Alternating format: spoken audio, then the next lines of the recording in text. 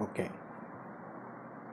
So last class we came up to the point in the second chapter, the 10th verse, which concludes the introduction to the final Bhagavad Gita, which is going to start from the 11th verse. In fact, we chanted the 11th verse, but we did not go into the meaning of it. So we had a long introduction to the point where Bhagavad Gita starts. This was necessary because to identify the problem, it takes a while. And to identify the root cause, it takes more time. For example, any disease, it takes a time. The doctors find out, they ask you to take various tests before they actually find the root cause. So similarly, unless we understand the root cause, we cannot have a permanent solution to the problem. Unfortunately, we go by the symptoms. Like, for example, allopathy treats based on symptoms.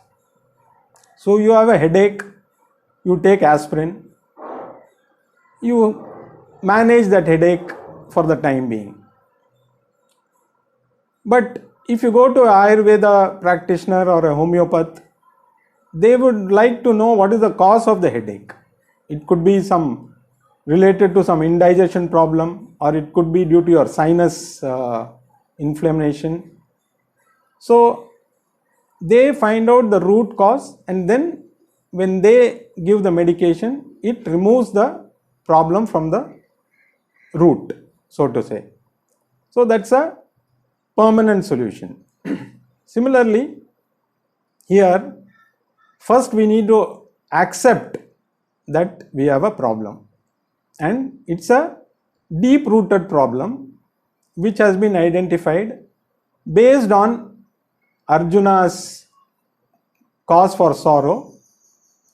We identified that this is a universal problem. It is not just Arjuna's problem. So the more we identify with Arjuna's problem, the more we will realize we also have the same problem. In fact, all of us have this. The root cause is the same. But since we don't understand the root cause, we are always trying to find solutions for the symptoms. So we try various methods, and some methods work. It's not that they don't work. They work for some time, but since the root cause is different, once the initial symptoms are attended to, you feel you have got some relief, but then again you get back to the same problem or some other problem. Like for in allopathy, when you take a medicine, it solves that problem, but unfortunately the side effects produces some other problems. So this is what we are going through all the time. So unless we identify the root cause, we cannot find a permanent solution. And the root cause, as we found, is what is called as samsara, consisting of raga, which is attachment, which leads to sorrow, shoka, and finally it leads to moha, delusion, where your thinking gets clouded, you are not able to think in the normal manner. So you end up doing things which you should not do normally, and then suffer more. So the basic problem is attachment. Now Arjuna discovered this problem when he was facing the opposite army. He found that Bhishma, Drona, whom he had revered, they were in front of him, and to win the war he had to either kill them, and he discovered that by killing them he is not going to get happy. So the attachment towards people made him to discover his problem. And this is a problem for all of us. Attachment to our kith and kin and our near and dear ones is normal. You cannot say you should not have attachment. But how do you handle this when you come across a situation like that? Unfortunately, what we do is, natural attachment towards kith, kin and others, it's there. We find ways and means to get more things to get attached to. Some of us get some pets. We bring them up like our own family, and we get so much attached to them. So when they pass away, we get as sorrowful as some near and dear ones. So this is something which we tend to, find things to get attached to. Not only that, so many things we get attached to, and it leads to sometimes dire consequences. For example, you must have heard of this English Premier League and football leagues where the fans are so much attached to their team that if their team loses, they become violent, they destroy property, they hurt people around. So these things clearly show how attachment towards anything leads to sorrow, which leads to delusion, and in that delusion it can lead to violent activities also. So the more we find things to get attached to, the more the problem will continue. So we have to first understand the root cause before we actually try to solve the problem. So what happens is, we don't identify the problem. We have this so many ways and means. We think this person can solve the problem. We approach many people whom we think can solve the problems. And of course, some relief also people get. It's not that they don't get. But the problem never goes away because it's a deep-rooted problem. So unless you find a permanent solution, these problems are going to continue throughout our lives. And not only this life, we extend this problem to the next lives also. In fact, there's a story of a very famous rishi who was a very learned and very powerful rishi. But once it so happened, a deer came and gave birth to a deer in his ashram, and the mother deer passed away. So he started looking after that young deer, and he started taking care of it. He brought it up. Finally, he became so attached to it that without the deer, he felt his life was miserable. So ultimately, he, after his leaving that body, he assumed the body of a deer. So what I am coming to say is, you not only suffer in this life, the attachment carries on to your next life. So this is something which all of us have to remember, because if we think we end with this life, all the problems are gone, no, it is going to continue. Whether we like it or not, the problems are going to continue from where you let off now. So the more you are attached to something, the more likely you are going to get into that same thing in the next birth, like the rishi had to take birth as a deer. So they say, at the end of your life, whatever you are attached to, that becomes part of your next life. So this is all very true. So we need to be very careful about being attached to so many things. So this attachment has only one solution. Accept the problem. First is accepting that you have a deep-rooted problem. Once you accept the problem, then the solution, then only you can look for a solution. Because unless you identify and accept the problem, you cannot find a solution. And the best solution is a permanent solution. So that is why, like I said, when you go to Ayurveda, they find out the root cause for the problem and they treat for it, but it is going to take a longer time, because being a deep rooted problem, it takes a while to cure. It cannot be that easy. So we have to have the patience to go through that to remove the problem. If we are in a hurry, we can always take some painkillers and other things which tide over the present problem, but again you get into the same problem. So that is what we do. We find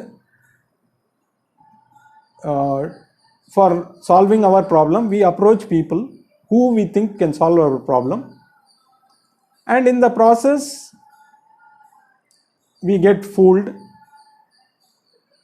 and we lose our money also, and the problem is also not solved. I am not blaming anybody. People make use of our helplessness. So when we have a problem, we try to get help, but unfortunately we don't verify the people who are there to help, and in the process of getting help, they help themselves, but we are left again high and dry. So now, having identified this problem, now Lord Krishna is going to give the solution. So when we have Lord Krishna to give a solution, we did not approach anybody else, because the maker knows the product better than anybody. You buy a product, the best person to talk about the product or understand the product is the manufacturer. So that is why when we buy a product, we go to the manufacturer in case there's a problem, and for them it's easy to identify the problem and take measures. This is what happens. So Lord Krishna is the maker. So he understands our problem, and the solution he is going to give is a permanent solution. It's not that we will not have problems after this. Problems are going to continue, but if we understand the root cause, then the other problems will look very small. If you are addressing the root cause, the other problems will automatically get taken care of. So there is no other way. If you want to remove the root cause of all the problems, there is nothing else but come to Bhagavad Gita, because it is the Lord himself who is giving the solution. So instead of searching for various things, people run around trying to find solution to their problems. If they approach the maker, he is there to help, and he is going to give you a permanent solution. But it is not going to be easy. Let's be very practical, because being a deep-rooted problem, it is going to take time. Our cultural practices were all oriented towards taking care of many of these things, but unfortunately we have given up our cultural practices. That is why we are not prepared mentally to understand the problem and take care of it. If our cultural practices are being followed regularly, then when we address this problem, it becomes easier to understand the solution, because Krishna is going to give the solution to all the problems, but we should be mentally prepared to receive the solution. So preparing the mind is the biggest challenge, and for that our cultural practices were the best way. When you do puja, when you do japam, when you do sandhya vandanam, all these things are tools to prepare the mind for the knowledge which Lord Krishna is going to give. It becomes easier to put those things into practice when your mind is prepared. So at this moment, maybe what Krishna is going to say, it's going to come in the next verse onwards. It may be a little difficult for us to practically put into practice. We may understand what he is going to say, but we may not be able to apply it. It takes a lot of effort. But believe me, there is no other way. If we want to find a permanent solution, there is no other way but Bhagavad Gita. If we don't do it this time, always there's a next life and there's a next life. It goes on and on. Every life, the same problems will come forth. So ultimately, whoever is not oriented towards this has to come to this. There's no choice. So that is what Bhagavad Gita is all about, a permanent solution. And that's what now Krishna is going to say. So we will now get into the Bhagavad Gita itself with the 11th verse of the second chapter. I'll read the verse. Shri Bhagavan Uvacha Asochan Anvaso Sattvam Pragyam Vadam Sabhashase Gatasun Agatasumscha Nanu Sochanti Panditah. So Krishna starts his discourse with a powerful statement. In fact, this encapsulates the very essence of Bhagavad Gita. The first verse, because the first verse conveys what is going to come. It's in a very capsule form. Later he is going to expand and explain in detail. So first he says, Arjuna, you are grieving over things which are not worth grieving for. Asochan anvasochascha. That means you are grieving over things which are not worth grieving for. But Krishna had heard him pouring out all his sorrow in the previous chapter. So having listened to him, he said, you were talking like a wise person. When you were giving all your arguments, you were talking like a wise person. But you are grieving over something which need not be grieved over. That's what he says again. The Panditas. The Panditas means the wise people. Now we'll understand who is a wise man. So he says the Panditas don't grieve over those who are dead and those who are not yet dead. Gatasuna agatasuna.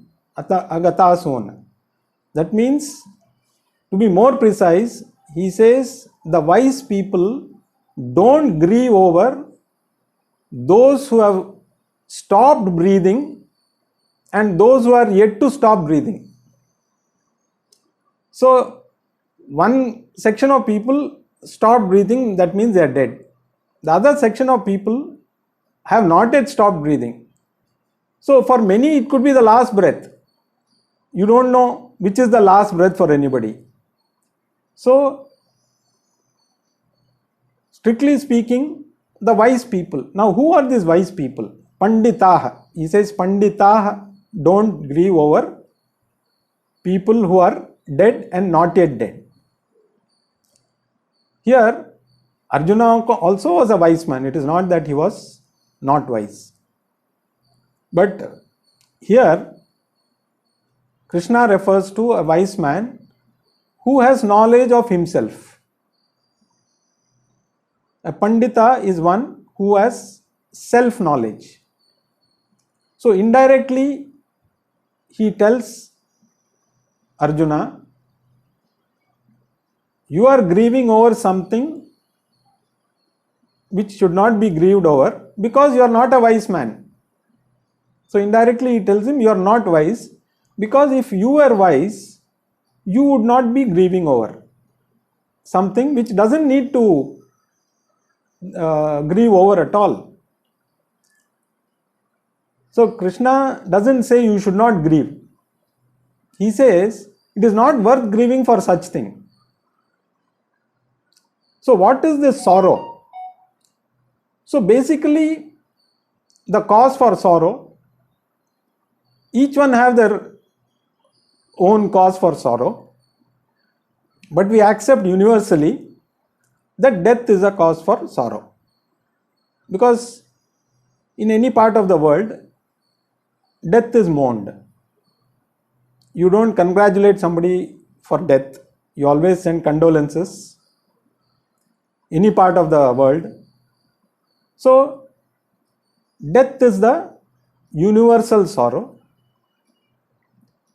So, Krishna says, even that there is nothing to be grieving for. You should not be grieving for death. So, if you are not grieving for death, then the other problems are much smaller. Because the other sorrow is only relative sorrow. Somebody may have sorrow for a certain thing. The other person may have the joy for the same thing. For example, if the mother comes home, the son is happy, but the daughter-in-law becomes sorrowful. So the coming of the mother is happiness for the son and sorrow for the daughter-in-law. Or recently when we lost the World Cup, the whole nation was plunged in sorrow. We were all mourning. Okay, the Australians might have been celebrating because they won. But our neighbors were celebrating our sorrow. Pakistan and Bangladesh were happy that we lost, not that they were happy that Australia won. So they were celebrating there. So our sorrow is their happiness. So the only universal sorrow we can say is death. So if Krishna says even death you need not have sorrow, then the other problems will not be much lesser. So if you do not grieve over death, why should you grieve over anything else? And who are the people who understand this? The Panditas. So here we have to understand who are the Panditas. Now what is the cause for sorrow? There are two things. One is you. Are you the cause for sorrow or the external factors that are cause for sorrow? So we call this as Atma. You are the Atma and the external factors we call as Anatma. So which is the cause for sorrow? Is it the external factor or you, the Atma? If you are the cause for sorrow, then sorrow is your nature. So you should be happy to be in a sorrowful state. So your happiness comes from sorrow, which cannot be true. So our basic nature is happiness. So sorrow cannot be our nature. So then the source of sorrow is not you. the source of sorrow is the external factors which we call as anatma. So this is what the entire teaching of the Bhagavad Gita is all about. The one who understands the self, which is the Atma, and also what is not Atma, what is Anatma, the external factors, he is called as a wise person or a Pandita. So the entire Bhagavad Gita is understanding the self and understanding that the external factors are not the cause for our sorrow. External causes are not the cause for our problems. So we have to first understand that both the external factors and the self are different. So this is the first thing we need to understand, that you are different from the external factors. We generally identify ourselves with the body, which he is going to explain the nature of the body in the coming verses.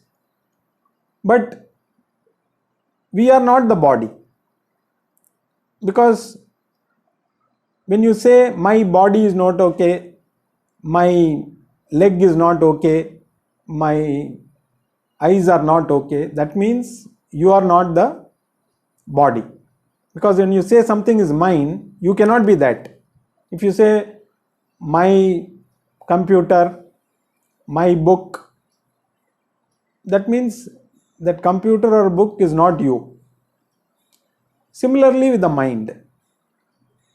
When you say my mind is disturbed, my mind is stressed, you cannot be the mind, because you are watching something and saying that is not okay. So first we need to disassociate ourselves from the body and the mind. We live in this body-mind complex, as we call it. But that I that lives in this, the person I call as I, is not neither the body nor the mind. So this is the essence of the teaching, that you are not this. So all our problems are associated with getting attached to, starting with the body. We are so obsessed with the body that we start thinking, I am the body, and I will not be there if the body goes. So this is what he is going to explain in the next verse also. So the I and the other things, we need to disassociate the I from the other things. So the entire Bhagavad Gita is going to be identifying the difference between Atma, which is you, and Anatma, which is everything else. So the more we understand this, we will find that the problems associated with all these things slowly disappear. It is not easy, because we are naturally attached to these things. Something which is superficially attached can be removed, but something which is naturally attached, our whole thinking is towards this, my mind, my body, my parents, my children, my brother, my sister, my car, my house. So we are so much attached to all these things that we think that those things are you. But the I is different from all these things. So that is the first and the basic teaching. The Atma, that is you, and the Anatma, which is not you. Whatever is not you is Anatma. Anatma is perishable. Atma is permanent. So something which is perishable, if you attach yourselves to that, definitely when you lose that, sorrow is bound to happen. You have a nice chair, suppose it is made of cardboard. It looks very attractive, it looks very beautiful, but if you are going to sit on it, it's going to collapse because it is not a real chair. Same thing, we get attached to all things which are impermanent, and then we expect a permanent solution. We expect permanent happiness from impermanent things. So this journey continues, but the more we try and understand, so the entire Bhagavad Gita is going to revolve around this. So he is going to explain in detail what is permanent and what is impermanent. So from this verse onwards, the teaching of the Bhagavad Gita starts. Up to the 6th chapter, end of the 6th chapter, he is going to talk about Arjuna, about who Arjuna is. He is going to tell Arjuna who Arjuna is. From the 7th to the each 6, so 7th to the 12th verse, Krishna is going to reveal his own nature, what Krishna is. And from the 13th to the 18th chapter, he is going to explain the connection between these two. How are you and me connected? This is what he is going to tell Arjuna. So this is the first verse of the 2nd chapter, which gives the idea about what is going to come. Now we will read the 2nd verse.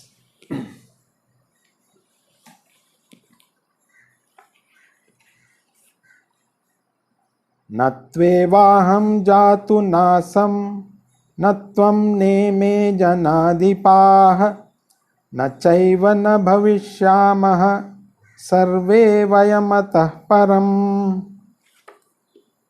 This is an expansion of the last verse. He says, there was never a time when I was not there. That is Krishna. He says, there was never a time when I was not there. We can say, okay, you are the Lord, so you have. It could be true. He proceeds, he says, there is never a time when you are not there, to Arjuna. So Arjuna also, okay, he is also a very exalted person. Maybe he was also there. He proceeds and says, even these kings assembled here, there was never a time when they were not there. Oh, okay. So then he says, all the people who are here, there was never a time when they were not there. So it means all of us. So he says, there was never a time when all of us were not there. So that means from time immemorial, we have always been there. Okay, but what about the future? He continues and he says, there will never be a time when we will not be there. So we were always there and we will continue to be there. So then, what is the cause for sorrow? You have become sorrowful, you are grieving because you think if you die you will not exist. But if you have always existed and you are always going to exist, what is the cause for sorrow? So this is the expansion of the last verse where he says, the wise people don't grieve for the dead, those who are dead and those who are not yet dead. So if you are going to be there forever, what is there to grieve for? There will never be a time when you will not be there. So then, there is no cause for sorrow at all, because we are always thinking, okay, when I die, what will happen? What will my body is gone, that means I am dead, I don't exist. But it's only the body which is going to die. You are going to continue. So we celebrate birthday. There is nothing called a birthday, to be honest. It is the day when you got into this particular form. You were always there. In this particular form as we are now, we came on a particular day that we call as birthday. And when we leave this form, we call that as a death day. But neither were we not there before we got this form, nor we will go away if we drop this form. So where is the need for any grief? So the whole cause for grief, which is death, is immediately removed. But how can you say that? It's easy for Krishna to say, but I should believe it. I should understand it. That process is going to take time. So the first is what you are. So first, to understand that you are permanent. You are always there, and you will always continue to be there. So once we understand that, then we will understand in detail how this is possible. So the more we understand the Atma, the more we will understand the permanency, because Atma is not time bound. It is not, the Anatma is time bound. Everything has got a shelf life, including the body. But the Atma has no shelf life because it is eternal. There is nothing but Atma.